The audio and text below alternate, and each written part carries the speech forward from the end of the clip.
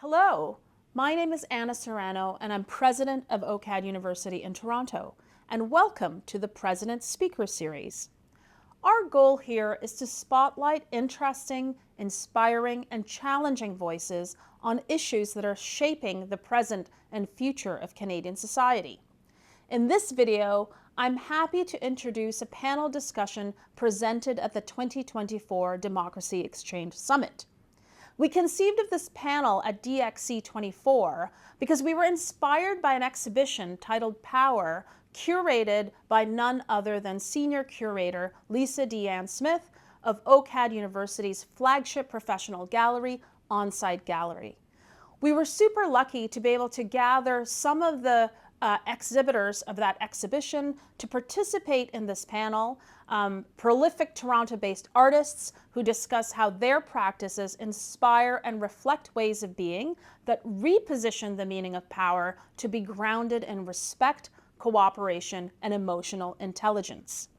I know that you will find this panel discussion incredibly insightful as you hear from these artists, Rocky Dobey, Khadijah Morley, Ekow Nimako, Fiona Smyth, and curator Lisa Deanne Smith.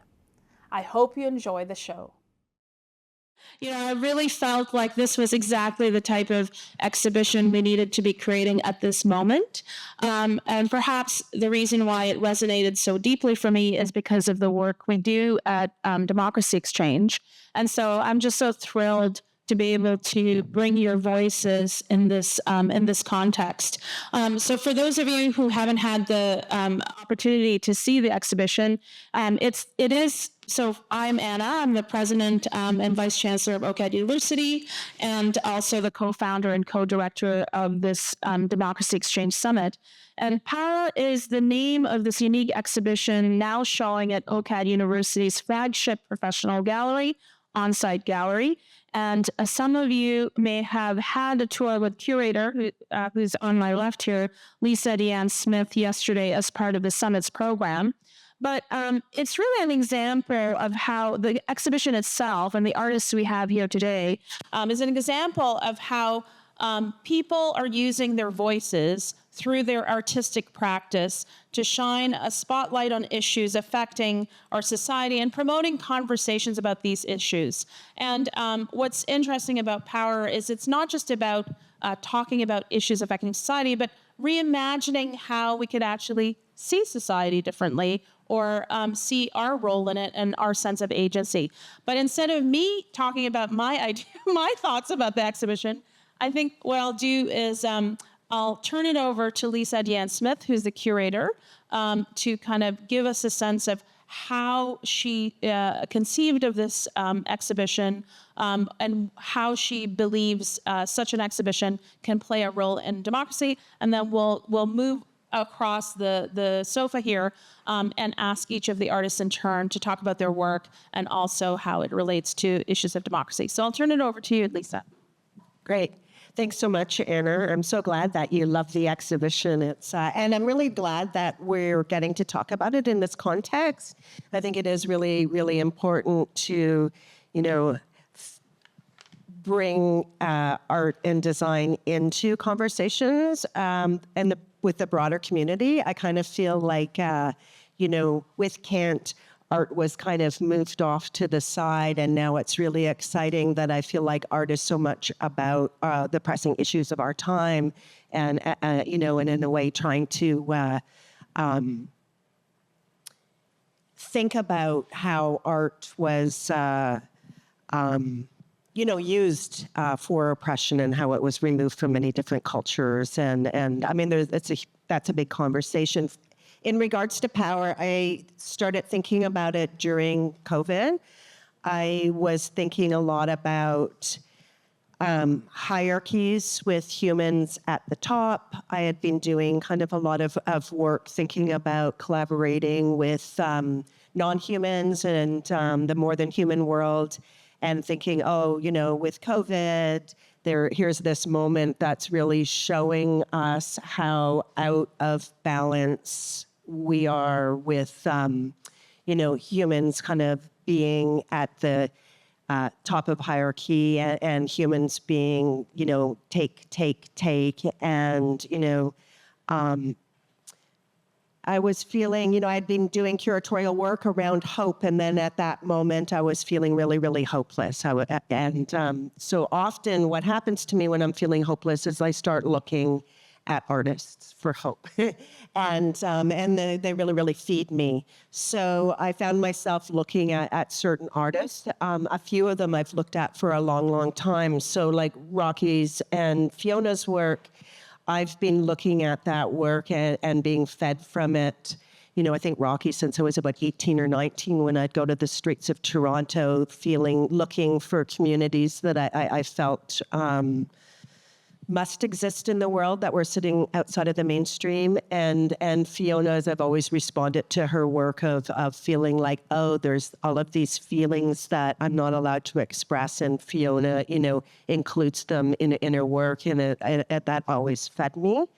So just real quickly, I think I want to think about all of these artists that have been influenced by cultural critique or by Derrida's, deconstruction and looking at oppression and realizing that some worldviews have more oppression than others, and understanding that all of these artists, and we're in this time, they've all been influenced by that, but I feel like all of these artists have done experiments to change the framework of a Eurocentric type of culture. So we're all living in this. We can all, understand our oppression as well as our privilege living here in Canada. And but I feel like these artists do experiments. And then quickly to talk about that. So as a curator, one of my experiments was to really get out of an intellectual mode of understanding the idea of decolonization, or the other word I like to use is deproductization, to try to have myself be as less a product as possible. So I did a year-long training to become a certified forest and therapy guide as a way to really experience the idea that a lot of my Indigenous colleagues talk about learning from the land. And so I feel like each of these artists, consciously or not,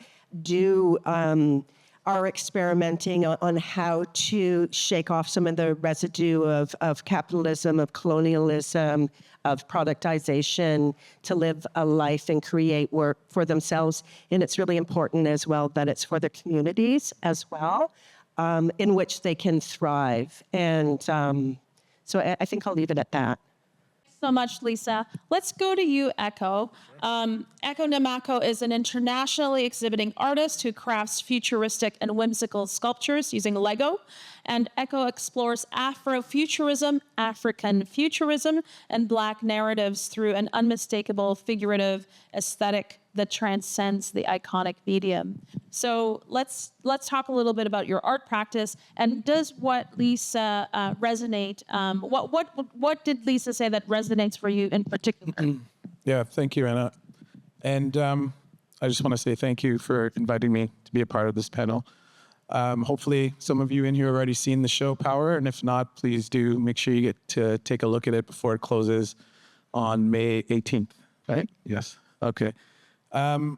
So yeah, Lisa was talking about essentially during the pandemic, struggling with hopelessness. And it was during that time, I think, when she reached out to me, or not directly, actually, she just put an open call out for artists that wanted to do a studio tour. So I said for sure, and she came by the studio. We had some great conversations.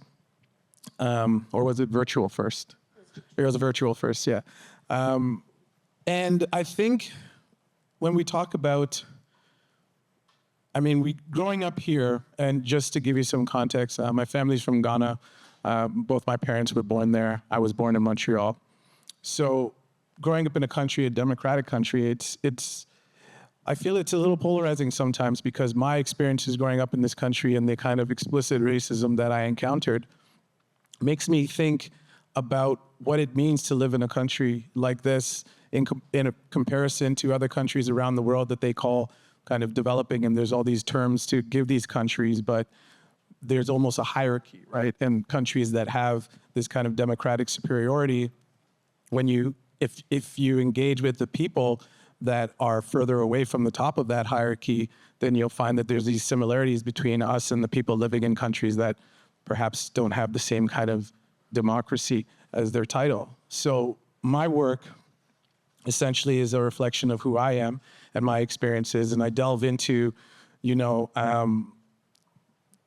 whether it's with my civilizations body of work, which focuses on medieval Africa and the narratives that I've been able to draw from that time period, or my figurative work, like the artworks that are in the Power exhibit, which feature various African and Afro-diasporic gods and goddesses, divinities in child form. And I think a big part of me wanting to do that is to ensure that I try to lessen the experiences that I had growing up, which is so many ways feeling invisible. And if I wasn't feeling invisible, then I was feeling targeted, and I was targeted, So it's, when I think about just existing and knowing that at any moment in time, things could shift and I could find myself feeling absolutely powerless, and that has happened in my life in so many different times. So when I get to create work like Mame Wata, who is an African water deity, or Yamaya, and giving them this form of a child. And when I think about deities in the form of a child, it means I find a lot of similarities between children and gods and goddesses. There's a capriciousness there. And I think the one thing that is often different is the fact that children often don't have agency in their lives. And when you can take something that's so powerful and put it into a form that we recognize often doesn't have power in their lives, it creates a very interesting duality that I like to explore, I could go on at length. I don't know. I feel like I want to, rather than just, speak, but try to promote some kind of discourse. I don't know. Has anyone seen the show that's here? Has anyone seen Power? No? Okay, there's a couple people that have. How did you respond to the work? How did you feel about it? Does anyone maybe want to say anything about how they felt about it? Or any particular artworks that may have spoken to them? So I would love to try and just engage a little bit more with the audience, if that's possible. No? Onsite Gallery is located on Richmond Street. It's actually not too far from here. What's the exact address, Lisa? 199 Richmond Street. 199. Yeah. So for those who saw Ekow's sculptures, any thoughts or even other works? Any? Yeah. Yeah. Oh, yeah. Sorry. Yeah, thank you all. The works are beautiful. I guess for Ekow, something that I kept trying to understand was just even where you got these Lego pieces from, and how did you sort of conceptualize the projects, but then the actual making of them. Right. Okay. Yeah. And just as an aside, this probably doesn't connect directly to the themes of democracy, but since it's fine. That's fine. We still want to have this discourse. And so I use Lego, and typically I use monochromatic building approach. So everything is all one color. And most times I use black parts to do that. And there's a whole process that goes into creating these artworks. I typically don't do a lot of drawings or renderings. I'll just basically get my hands into the material and start building. For the works that are in this show, they're part of a larger body of work called Building Black Mythos, Divinities. And in that work, as I mentioned before, I'm really just trying to capture the essence of various different African and Afro-diasporic gods and goddesses and present them in child form, because there is something that is synonymous about gods and goddesses and children, but at the same time, something that is quite distinct because one has ultimate power and one typically has very little power in this world. I source parts I have a partnership with the Lego group, so sometimes I get parts from them. Most times I'm purchasing parts online. And the whole process, I mean, I also recognize it's interesting. I said to someone one time, because Lego is so accessible and this and that, and people, you know, can gravitate to the work. And a friend of mine said, well, it's not accessible to everybody. Lego's expensive, you know? So oftentimes I have to reflect on my own privilege of the fact that I was able to grow up here and have access to these materials. I think in Accra, there's a Lego store now in a mall, but that's pretty recent, probably within the last decade. So certainly if my parents decided to stay in Ghana and raise us there, I can't say for certain that I'd be doing what I'm doing. Likely I would have still grown up to be an artist, and but my experiences would have been completely different. So being here, I understand and recognize that there was a privilege that came with that to allow me to have access to these materials, to be able to do the things that I'm doing. And that makes me further want to ensure that I'm representing those that are unrepresented. And that, to me, is like the most important aspect of my work. I think that sometimes, because Lego as a material has this iconic global presence in the world, I'm trying to constantly diffuse that in my work so that people can appreciate the formal qualities of the artwork as well as the subject matter, which is the most poignant part of the work. If I was building things that more related to pop culture and whatever else, I think it would be easy to just sweep the work under this kind of nuance or hobbyist kind of realm. But it's because I'm creating work that forces people to engage with the artwork almost separate from engaging with the material. It's always, for me, the content first and then the material is secondary. And the only way I figured to achieve that, or initially anyway, was to kind of strip away the things that people associate with the brand. Like when you engage my work, you don't see the tiny studs or notches that actually are the crux of how Lego play works, the interconnecting part. I'm covering those with what we call tiles, which are smooth parts that don't show those notches. So that's one way I'm like trying to disguise, in a way, the material. And then another way, of course, is stripping away all the color, because I think it's hard for us to think about Lego products or Lego material without thinking about all the range of colors that happen. So when you strip all of that away, then you're left with just, you know, the structure itself. And I can appreciate that alone gives the work a little bit more of a cerebral quality, something to reach a little bit deeper. Yeah. In fact, it's that intentionality and the way you approach the work that actually speaks to the democratic sort of project that we're on it all about, especially today, which is that, yes, I appreciate I think it's important for us to, as they would say in academia, problematize the issue of democracy. You know, we have, just because we're in a democratic space doesn't mean that it's a fair space. It's an equitable space. It's a space without problems. And so what we're really trying to do is how to all work together to constantly construct a better democracy for all. And so the intentional efforts you make to kind of be seen in your own terms with these mythic figures, using the block of capital of capitalist play is kind of remarkable. And so I very much believe that the work that you're doing is all about democracy in a way, you know? Yeah. So Appreciate that. Thank you.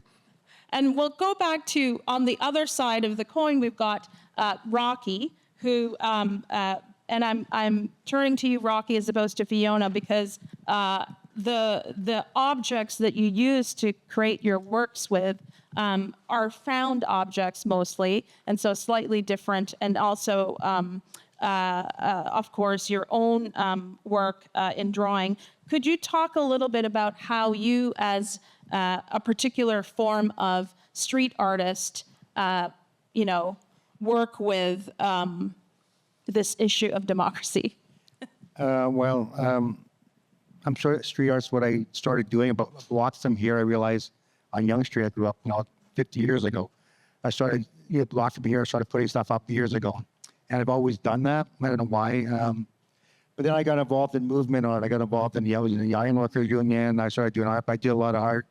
Like in the show, Lisa asked me to do the show. I'm not really a gallery person or a conference person, but Lisa got me to do the show. I was pretty excited. So I made some big pieces based on what I do. Its prints in the show are based on, I did a lot of posters. I'm not really a political, I'm more of a movement artist. So I've done posters for G20 protests, a lot of prison justice. I did a lot of prison justice work posters and illustrations in prison magazines.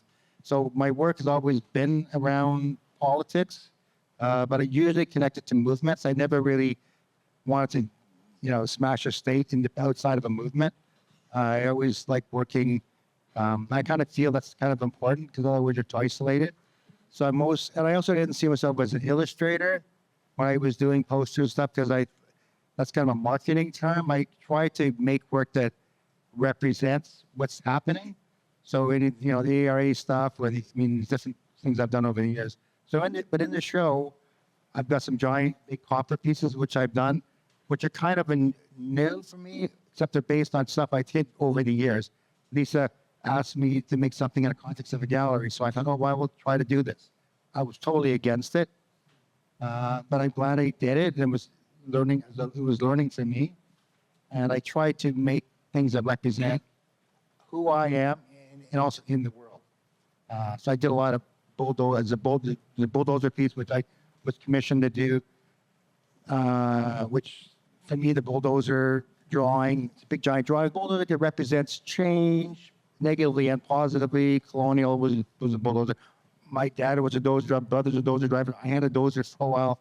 So I have a personal relationship to it, but also use it. And I also worked for a prison magazine called Bulldozer, which was the only vehicle for prison reform. So I used to work for that magazine. I mean, work. It used to be, it was a zine.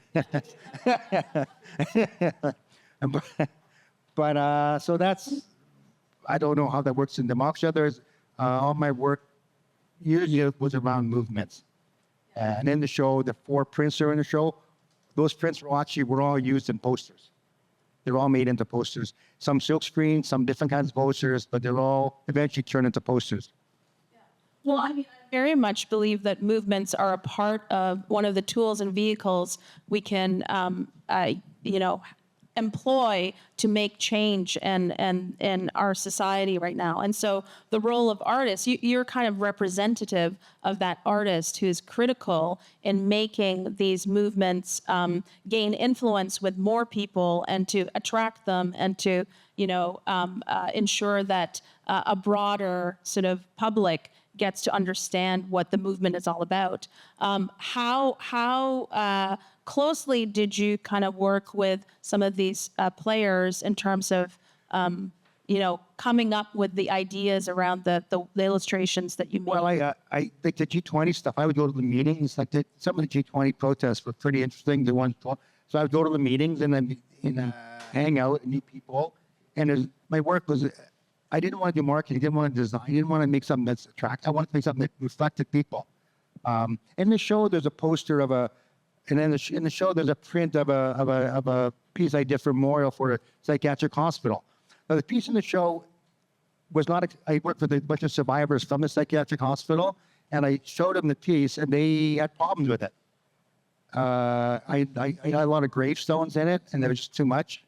So we made another one. So I don't have any preciousness about what I do. I'm trying to reflect what I'm working with. So it's funny because on the show I got the original one that wasn't accepted that wasn't part of the poster for the thing. So I just changed what I did, and I don't feel that I find that harder to do, and it goes against as an artist goes. I want to do what I want to do. I go past that because I'm trying to do it. I have a different idea of what I want to do. That's interesting. And Fiona, let's go to you because I think, OCAD University instructor Fiona Smyth is a feminist painter, illustrator, cartoonist, and comics educator. And Fiona was inducted into the Doug Wrights Awards Giants of the North Canadian Cartoonist Hall of Fame in 2019. Oh. Woo-hoo! And you certainly work with, I don't mean you respond to audiences, but there's a there's a kind of back and forth that you do in the kind of work that you do, both as an artist, in terms of your illustrations, but also in terms of your books. Can you talk a little bit about how you engage with communities in the work that you do? I guess when I was an emerging artist, I did murals, and that was a way to engage with the public. And it was always a magical experience to be working, on a wall on the street. And this wasn't graffiti; they were paid gigs, but some folks had never seen an artist create something from nothing, and that was magical to them, and they would chat with me, and that was very empowering. And I guess other ways have been being involved with the zine world and making zines for my art shows, especially in the early days. Folks would be able to, buy a dollar zine, and more so than a $400 painting. So they always had a way of traveling the world that my paintings didn't. And being involved with comics, of course, is a very accessible form, to engage audiences, to share information, to share personal stories or activist materials. And, the zines live in a world outside of capitalism in the way that even though they are sold at, comics fests or zine fests, a lot of the interaction of the zine creators is amongst themselves and trading with each other. And then, so in being a comics educator, I get my students to create zines by the end of the course. So they learn about the empowerment of self-publishing. And then the work that I do with sex educator Corey Silverberg, we've worked collaboratively on 3 kids' sex ed books. And the first one was What Makes a Baby. Second one is Sex is a Funny Word. And the third one was, sex. And these have been increasing in ages. And we've just signed a book deal for a 4th book, which will continue in the kind of series, and it's going to be about drugs. So moving on from, very controversial subject of sex, and these books have been contested and banned in the States and in Canada in some places, but also used in curriculum. And that's been a very empowering and, relates to social justice, being part of this series of books, and we'll continue on with other subjects. But Given that your work spans such a variety of things, from the sex education books that you make to the paintings that you do, the murals, et cetera, do you see any distinctions between any of these things, or do you feel like everything you do is kind of trying to promote a vision of the world that you feel we ought to be moving towards? I think they all are connected, some with more intention than others. Like if I'm working on my own personal work, I'm not thinking, okay, this is about feminism or intersectional feminism or, I'm just creating my work, right? But it always stems from that, and it's always about living in a female body. What does that mean? And I'm the more I'm working with Corey, I understand that I'm talking about what it's like to be in a body. So that body may not be a female body. But I lost my train of thought. Well, yes, I think so that it all connects, but there's some you're more intentionally sort of imparting some kind of message in one form versus the other, but really it's an expression of who you are as a feminist activist in many ways. Yes. Yeah. And I think, Khadijah, you probably connect to that idea. Khadijah Morley is an artist and educator with a BFA in drawing and painting and minor in printmaking from OCAD University. And Khadijah's work is autobiographical, informed by her lived experience as a Black woman in Canada, born of Jamaican immigrants. So you want to talk a little bit about your works in the exhibition and how you come to your practice, and whether or not you believe it kind of is informed by, the questions of the day we're asking. Yeah, so I guess so I'm a printmaker, and I do a lot of wood and like lino cut carvings, and I think like printmaking as a whole has a very rich history and like sort of kind of the democratization of like speech, right? It's like rooted in a lot of like protest movements and stuff, and it's also a very collaborative based medium. So I think I was really drawn to it because I found like a lot of Black women who were doing printmaking, and sort of like they were like master like crafts people, and like they were telling their stories, and like that for me was the first time I ever saw myself in artwork, you know what I mean? And like, so yeah, like, so I do printmaking, but like I think I work from like a Black feminist perspective, and I'm sort of telling personal stories as a way to sort of like, as a means as like a counter narrative, to sort of exist outside of like this racial imaginary, like of whatever people think that, I'm supposed to be like or act like, because like media kind of shapes your perception of a group of people. And so, yeah, I'm kind of working through that lens and sort of like thinking about agency in terms of that.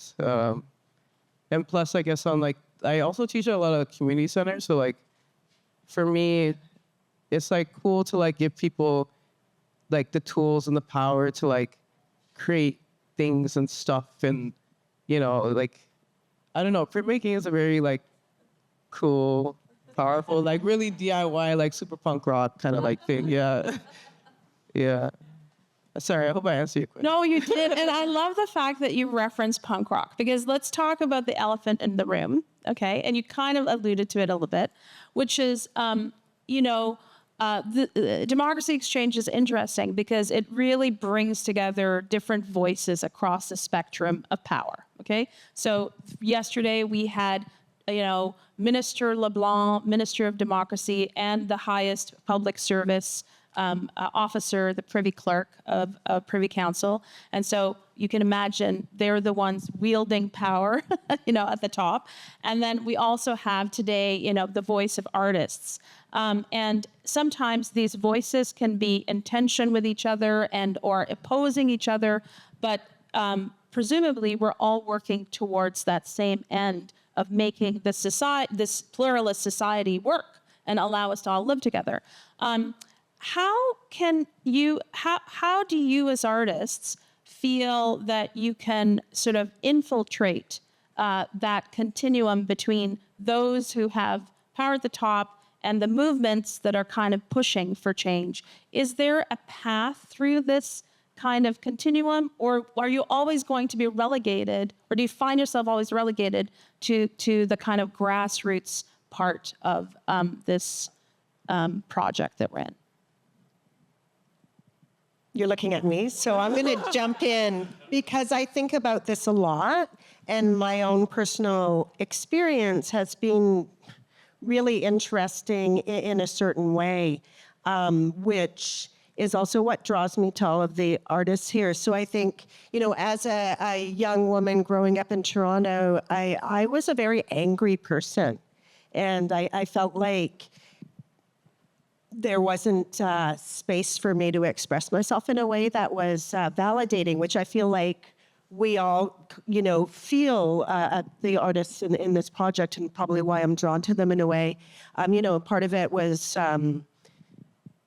economics. Part of it was there's a lot of addiction in my family. But then, and it's like I rebelled, but I didn't know how to move from this sort of stuck marginalized place. So I don't have a high school, but eventually I kind of found art and was able to challenge, channel this anger into something productive. And now I'm in quite a position of power, working in academia, and I've been at OCAD for 18 years now.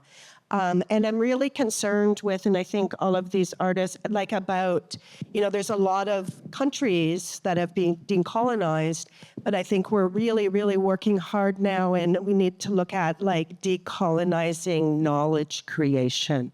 And I feel like these grassroots and non-grass, and academics, and, there's, it's a hard question because there's so much dominance in a Eurocentric kind of education, and we're all working within these systems of democracy really translates to power of the people, but it's difficult, as you were saying, like within Canada, yes, we have a lot of privilege, but how do we, for me as a white woman, how do I go beyond, intellectually understanding these relationships of power and how to live them in a different way, and I think an art is a really good way to try to do that. Because it's not all about conversation. Some of it comes through the body. Some of it comes through experiential learning. Some of it comes through, learning from the land, as Indigenous people have sort of taught me to figure out how to reach out through. So I think it's difficult for all of us living in Canada, figuring out how to move through that residue.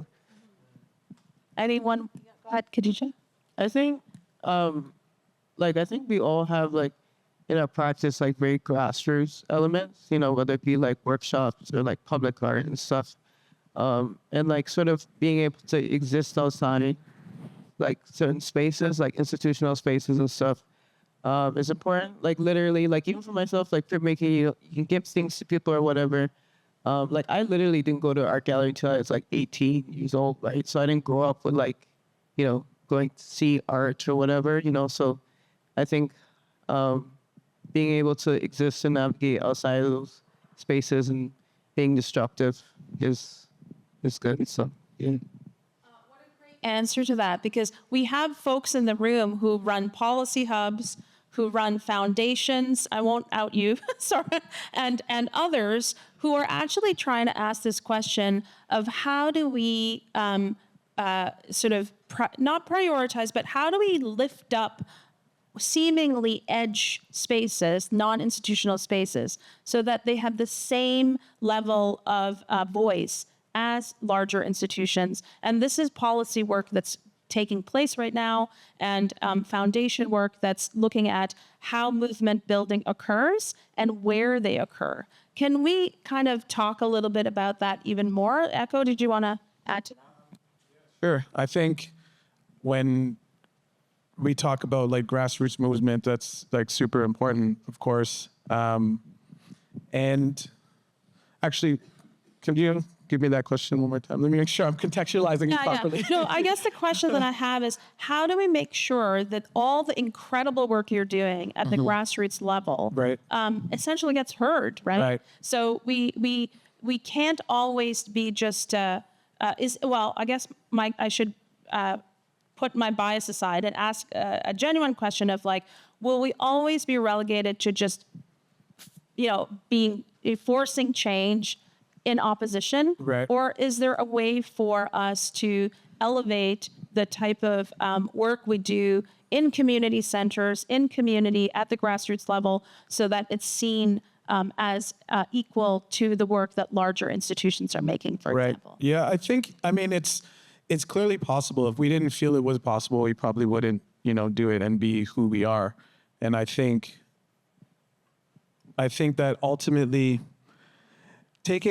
being advocates in it for reformative justice in whatever, spaces that we can. And I think every artist, even just on this panel and in the show, including Lisa, the curator, who is, punk rock goddess and, has been doing it and for a long time. And I think it's kind of inherent that it's there. But in many ways, it's easy to lose hope and to feel like our efforts are ineffectual because you just need to turn on the news and it feels like, are we actually doing it? But you have to do it. It's like either resist or die, and that's, so I think ultimately for me anyway, I don't, even like as an Afrofuturist, an African futurist, which is of course like, taking the past and transferring it into the future and thinking about Black people's role, playing a central role in their own lives in the future and what that looks like. And it's not just about, flying cars in Wakanda, but it's actually about ensuring that there's liberty for all, right? Because when we're all doing well and all feel free, then that's when we're in that good place. But it does constantly feel like it's continually out of reach, and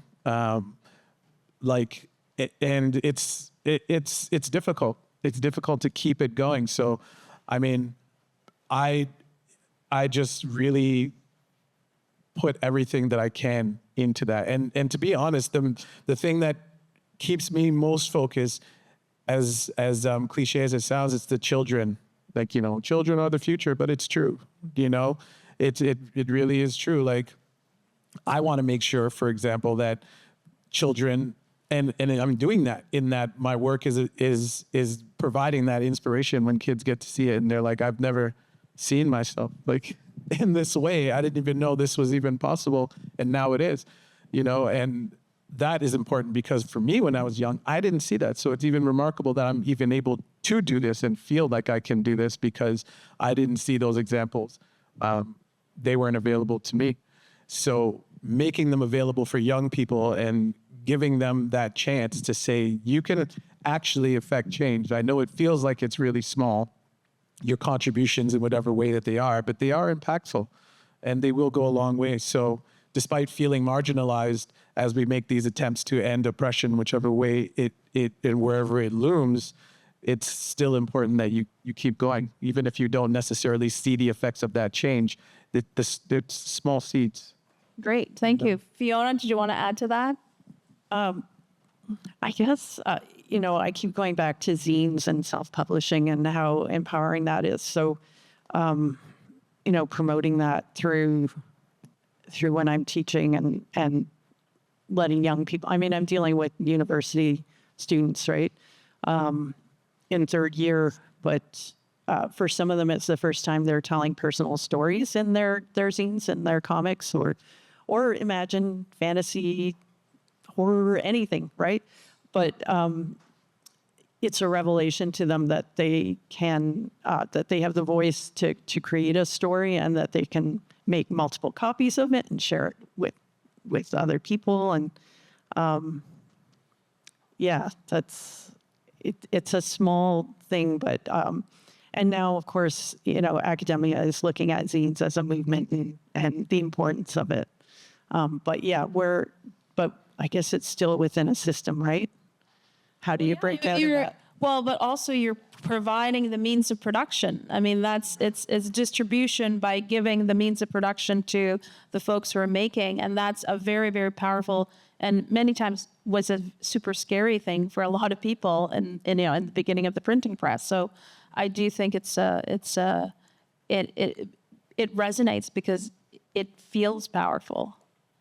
That's, I guess, what you're saying about the students and how they're feeling. But Rocky, for you, how do you, are you the punk rocker of the group here? Yes. No. I think about, we talk about policy and all that crap. I think public space is important. So I try to do small memorials and plaques. And I think, I don't want to make the artist downgraded, but I think if you go to a city and you see some interesting street stuff, it's important. So that's how you get a sense of the city. And I do think that policy people walk into a city, if they saw stop this development or this going on, I think it makes a difference. We get a city full of advertising. A lot of some of it's illegal, but billboards everywhere. And I think in any city, and also in lots of places where you can't put up posters, You can't do street art. Here we still can. And I'm not talking about tagging and stuff, which I can talk about that separately. And I love, I mean, obviously I'm a printmaker too. And so I think that printmaking has a rich history of collaborative working. And in the printmaking happens all over the place. In little communities that I've done a few communities that and people get involved and young people get involved and do things and they take it, the idea, you can spread ideas around. It's not, I mean, I'm from another era. It's pre Google, whatever, Instagram. I'm just talking about public space, walking public space, not so much internet public space. Just ask. I'll ask one more question, then we'll turn to the audience. Because you spoke about zine making and public space and print making, can you talk a little bit like where does digital fit into all that? Is it all the same thing, or is there an issue? Yeah, I don't know. My daughter got me on Instagram, so I'm doing this Instagram thing, which is interesting. She gets stuck with all these slides I've got, so I'm not against it. I just find it interesting. I did a sculpture, a drug users memorial sculpture. Spent 2 years working with people in the street. We did a carving. We printed from the sculpture before we made it. But that thing gets a lot of, I mean, it's a real thing. People go to it. The city put a wall around it, but it gets Instagrammed all the time. People who die of drug overdose, they have ceremonies are all pretty regularly, and it's so surprisingly people know about it. So now if I go somewhere, they know that people meet in that world, the harm reduction world, know that piece. There's a real sculpture, Caroline Queen, but it's a bigger sculpture outside. And sort of as a printmaking project, it's full of carving. There's 100 drawings of it. It's 100 drawings of people on the street who did drawings who all said they couldn't draw. But once they got them convinced that an engraving machine is like a tattoo machine, they're willing to try it. Because, everybody says they can't draw, as work through communities. And eventually they always fucking draw. Oh my God, I wish I could do that. Anyway, so that's a project that was that's when I did it. I was totally anti, and I was totally, but now it's, people know my daughter, people know about it. And I don't know. Great example. You too, do you have any thoughts on this? Digital spaces is like. Well, like because the whole idea is I'm making my own zine and it's a physical copy or I'm making a print with a woodcut. Do you find that the next generation is actually a lot more alive to the physical and digital is not as sexy anymore? I mean, I know everyone is in digital, but is there like a magical quality to the physical form? Yeah, I think it exists in both lanes. Like I think the technology's changed so much that a lot of printmaking techniques are digitized. It's a combination between analog and digital. And I think people really embrace this human touch, this sort of spontaneity, mistakes, and like this human quality to it that people can connect with. Like even, I think myself as a printmaker, I don't really care if my prints are like a quarter off, like for real, but you're supposed to be like tight, clean, but like, what's the point, right? But I find when people look at it, they're like, oh my God, like you made this by hand? Like, that's pretty cool. Like, how do I do that? So I think like there's this nice marriage between the two. And even for myself, like growing up on the internet and stuff, that's how I saw a lot of art. That's how I go into forums and learn how to do these things too, you know what I'm saying? So I think it's both equally they exist on a equal playing field, I guess. Yeah. Yeah, I agree with what you're saying. Like, you would have thought that with the rise of the digital era that zines would have disappeared, but people love this ephemera keeper thing. And as long as we're physical, these objects will be sought after. And having social media, it's a way for zinesters to connect to each other, connect to their audiences. And so it's hand in hand with the physicality of it, having those connections that are outside of stores or distributors. It's just, the creator and the audience in connection with each other. So do we have any questions in the audience? Go ahead, John. Yeah, I'm interested in democratization of the art. And so if I go to dance in Toronto, I can spend $200 at the National Ballet. And then you drop down to small, little, tiny companies. And it's the same with galleries. I can go to EGO, and then you go down to small, little boutique galleries. Last week I was at an Out of the Cold art sale for homeless people, and for years they have been running an art program. And they had a fundraiser, and you got to hear the clients of the program speak about their art and mingle. And one of the obvious takeaways is that these are people that you would normally walk by on the street, but they got to mingle, and you got to learn about them. So I think when Rocky takes his stuff out onto the street, that's democratization. If you put a dancer on the street corner, that's in some respect a democratization. But I just wonder, when you put yourselves into a small little boutique gallery that nobody knows about, and you don't have the marketing money to tell people about it, how does that help democratize the art? I mean, I don't know if I can speak really to the small boutique gallery. I mean, there's so many different types of galleries, but I do think, you know, over my lifetime of working in the arts, I have seen a really broad change of who has voice in small boutique galleries. You know, when I first started, it was really mostly white men. And even when I was a student at OCAD in the late 80s, early 90s, I think I had one faculty of color and maybe 4 female faculty, and the rest were all white men. And, you know, OCAD's not like that now. Galleries aren't like that now, but it's still a struggle, you know. So that's why I think it's so important for, you know, one thing, we were able to raise the funds and commission all of these artists to make work for the gallery. So that's such an important way. You know, it's important for someone like Khadijah, who went to a gallery first time at 18,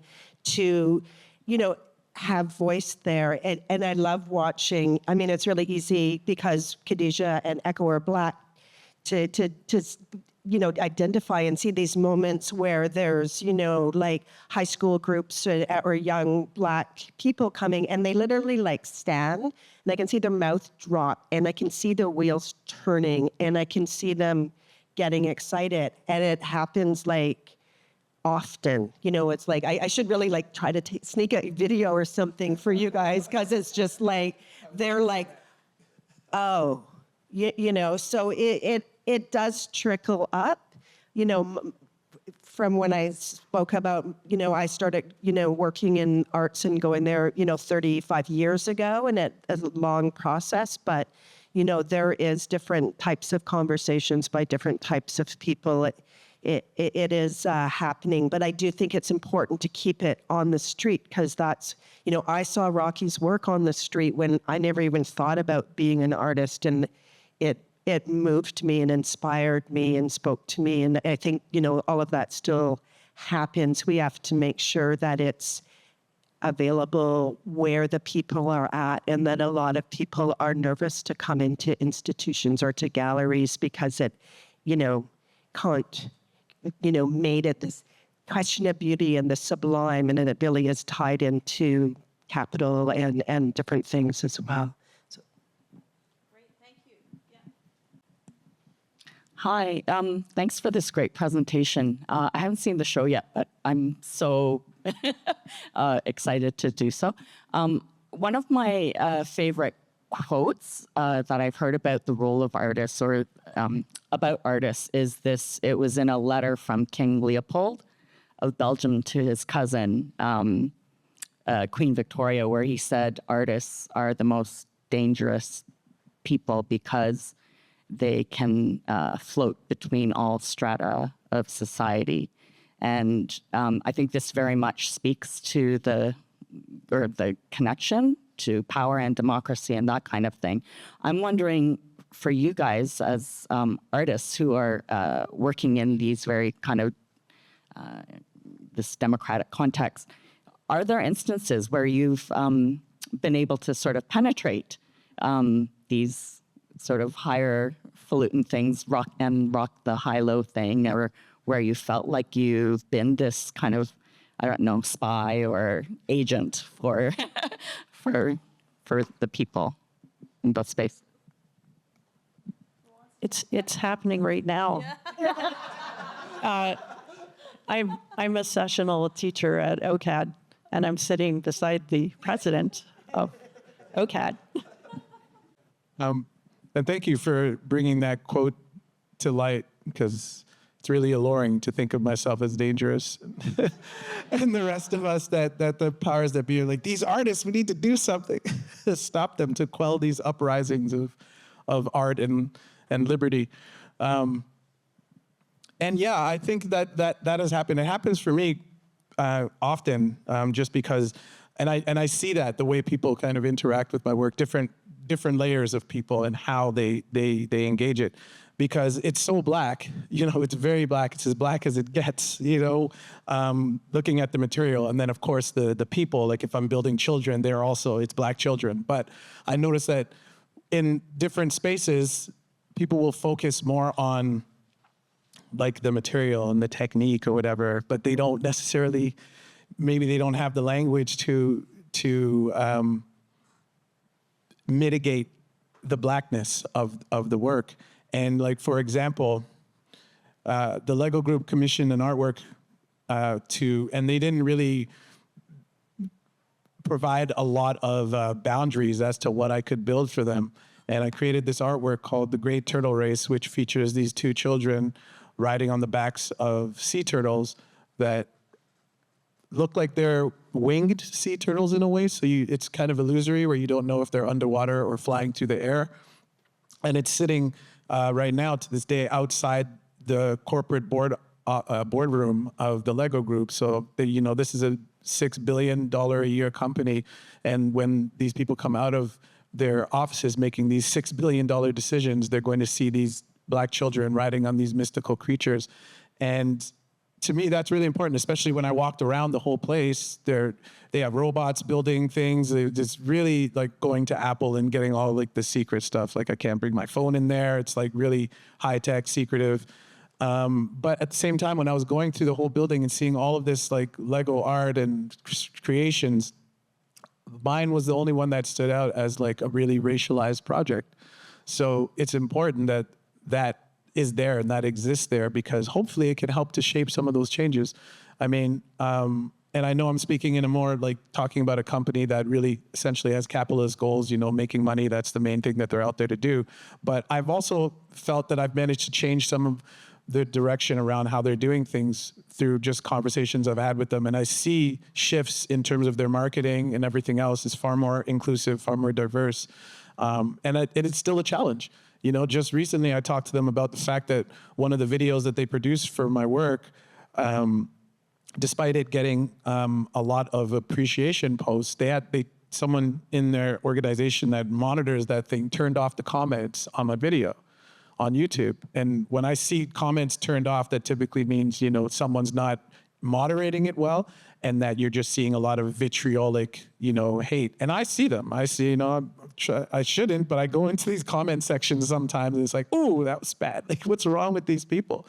But the fact that is still there, the fact that I'm being something is being quelled, and it's not, I imagine that they're turning off comments not because there's just overwhelming positivity, so we had to just turn it off. No, it's because, they're having to now reckon with the fact that their demographic, a large part of it, while playful, while goofy, while interested in pop culture, is racist as hell, right? So, yeah, I mean, I feel that in many ways, and I go into spaces in the way sometimes people even talk to me about, wow, you're so extraordinarily talented and articulate. I'm like, am I?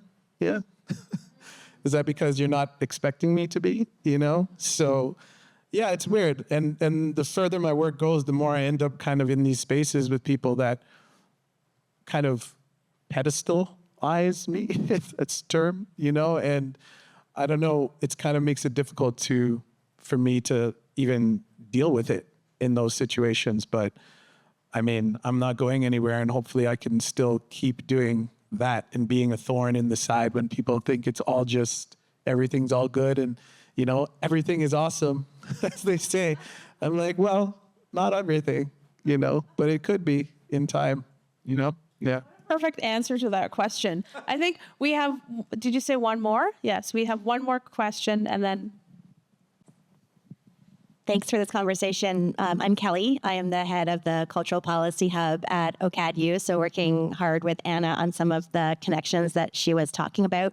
We really do want to bring together in conversation and in creative spaces, artists and creators with researchers working in cultural policy and the people who are setting the rules, right, around the means of cultural production, distribution, and how we experience voice in this world of expression. So my question for you, we're a new project. We just launched officially in November. Lots more to come on us. We have a panel this afternoon on social cohesion and cultural policy that you're all welcome to attend. But for you, the question for me is, what's the most important thing that we can be working on right now in this moment at the Cultural Policy Hub in building these bridges and thinking differently about how we support cultural expression in this country? Money. That was my first thought too.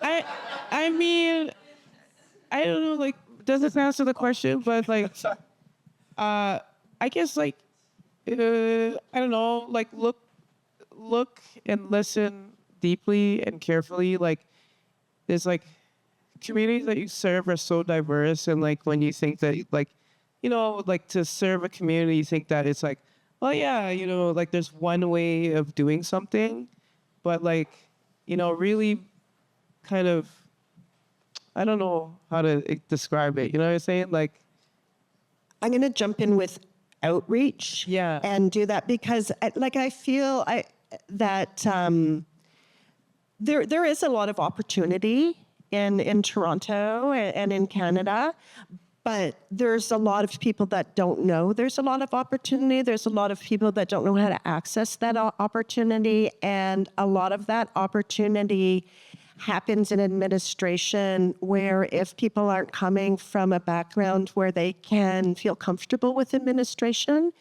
then they walk away. Similar to like Rocky saying that when he told these people and making the drug memorial sculpture that they needed to draw something and do art. And they said, well, I'm not an artist, I don't do that. And then when he said, well, it's like a tattoo, you can use this Dremel and you can like draw, and then all of a sudden they could do that. So it's like sort of the framework needs to change. I guess I'll just chime in and just add to what Lisa was saying. I have it was a recent example, in fact, because I just came from Calgary yesterday, and I was exhibiting at the Glenbow Museum there. And I'll be fair enough that the show was kind of put together rather quickly or booked rather quickly. So I imagine they also didn't have a whole lot of time to do a lot of outreach and promotion. And I'm not trying to make excuses for them because I actually pointed it out when I was leaving, but I'm glad that there was a lot of people there at the opening. That was great. But I didn't see anyone that looked like me when I was there. And so I pulled the COO aside after, all the revelry and, oh my God, you're amazing. This show is great. I'm like, yeah, it's great. I'm glad all these people are here.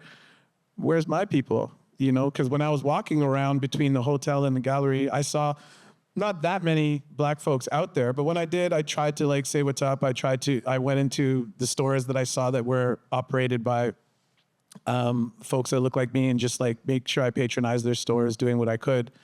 But I pulled her aside and I was just like, can we do something so that, my work fundamentally is for marginalized groups, right? Because I think they will relate to seeing these kind of sculptures and the history that's involved in it and my own cultural perspective far more than anyone else, despite the fact that, of course, the art is for everybody. But I said, can we do something? And I'm glad to see that. And I said, I'll send an email just to jog memory or whatever about it later. But before I'd even left that evening, she had already got the wheels in motion, and someone else, another staffer, had talked to me about, okay, we're going to make sure we reach out to some of these groups and make sure. I'm like, excellent, do that. But that should have been the impetus from the jump, So I think it's important that we're if we're talking about like policy and just like kind of these initiatives to be more inclusive in whatever sphere we're talking about, whether it's high politics or, you know, the lower kind of community-led politics, you see that hierarchy even like that, like high and then low. It's like decolonizing the mind, right? But yeah, I think it's important to always kind of to just remember the people that this is for, right? And make sure that we're reaching out to them so that they know what's up. Like I have artist friends that I've talked about with getting grants, and I was like, yeah, you should, you know, apply for and they don't even feel like they can apply for some of these grants that the country is saying this is for you. And then I think the general feeling for a lot of them is it? You know? Many years ago, I had to take the Ontario Arts Council to task. I'm not a statistician, but I kept getting denied for my grants, and I went and looked at all the different grant recipients. And I again, you know, I was just basing this off of Googling and looking at them and who they are, but it was like 98% white. And there was few East Asians in there, and there was like one Black artist that got a grant. And I did that for a couple years back and brought that in and had a meeting with everyone at the OAC. And I can't say that that was what changed everything, but I think it did help something, you know? But it's not on me. It shouldn't have been my job to do that because I was feeling like I was being ostracized and not having the same access as other artists. And I took that initiative, but it wasn't my job to do that, you know? So. I think that's a great place to end.